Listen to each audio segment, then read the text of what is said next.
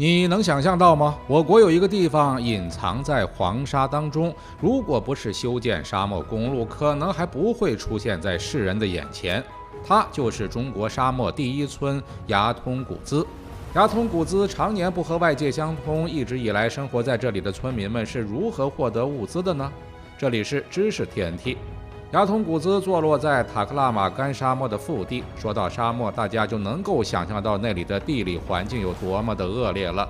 终年的干旱像是鬼魅般如影相随，因此水资源就成了这个村庄里最为珍贵的资源。不过好在有一条由昆仑山冰川雪水形成的牙通古孜河，为当地的村民提供了宝贵的生活和灌溉用水。若没有这条河，恐怕这个村庄里的人早就跑没了。再来说说牙通古孜的人口规模。牙通古孜是新疆和田地区民丰县的一个乡级单位，人口规模相对较少，只有56户居民，共计346口人。不过，即使是这样一个小小的村落中，也体现出了民族的融合。谁能想到，除了新疆本地的维吾尔族之外，这里还住着10户汉族居民？这个村庄在没通路之前究竟是如何生活的？他们真的像书中写的那样，过着日出而作、日落而息的古老生活？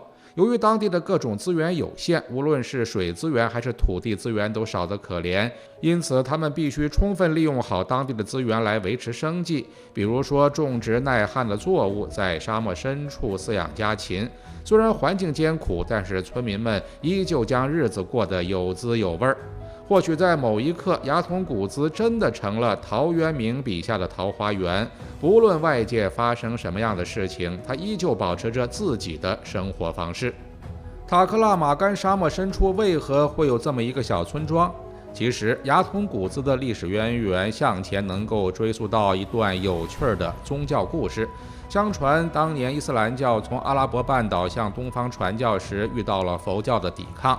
部分伊斯兰教的教徒失败后，便逃到了塔克拉玛干沙漠深处。他们走啊走啊，最终发现了一个水草茂盛、野猪出没的地方。于是他们就在这里定居了。这就是牙通古孜的历史起源。牙通古孜在维吾尔语中的意思就是野猪出没的地方，正好和这个小故事相呼应了。而随着时间的推进，现代人对外探索的范围在不断的扩大，直到有一天，在修建塔克拉玛干沙漠公路的时候，施工人员意外地发现了这个隐藏在沙漠深处的村落。因为牙通古孜村的村民们与外界的交流极为有限，所以在最初两拨人交流的时候，他们对彼此的存在都感到很惊讶。村民们不知道外边究竟变成了什么样子，外边的人们也不知道为什么会在沙漠中出现这么一个小村庄。随着沙漠公路修建完成，牙通古孜和外界的联系才逐渐变多，人们才逐渐揭开了牙通古孜的神秘面纱。在发现牙通古孜的存在后，国家对其进行了大力扶持。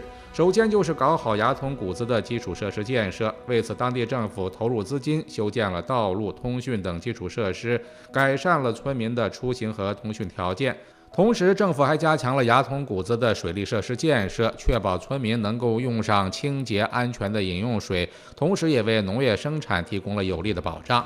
其次，为了促进当地的经济发展，国家鼓励并且支持村民们发展特色产业，并提供技术指导。除此之外，国家还派遣大量教师、医生，在教育医疗方面给予了大力支持。上世纪80年代，我国在修建公路时，发现了深藏于塔克拉玛干腹地的牙通古孜村。牙通古孜进入人们的视野后，大家对这样一个与世隔绝的村庄产生了莫大的好奇心，来这里旅游参观的人群那是络绎不绝。这样的热闹景象未必全是好处。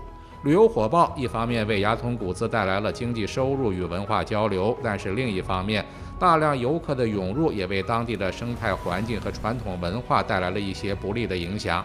比如说，游客们乱扔的垃圾随处可见，对当地的过度开发也导致周遭的生态环境越发脆弱。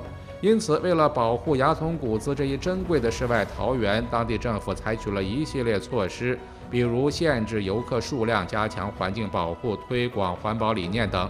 这些措施的实行，不仅让牙通古孜的环境得到了保护，同时也为游客带来了更加舒适的旅游环境。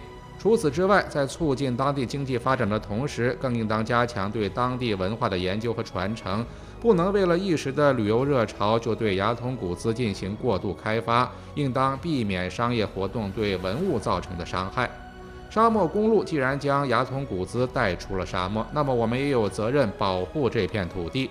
只有通过加强生态保护、传承和弘扬优秀的传统文化，才能够在促进经济发展的同时，让这片美丽的沙漠绿洲得到进一步的发展。知识 TNT 专注你不知道的食物科普，我们下期再见。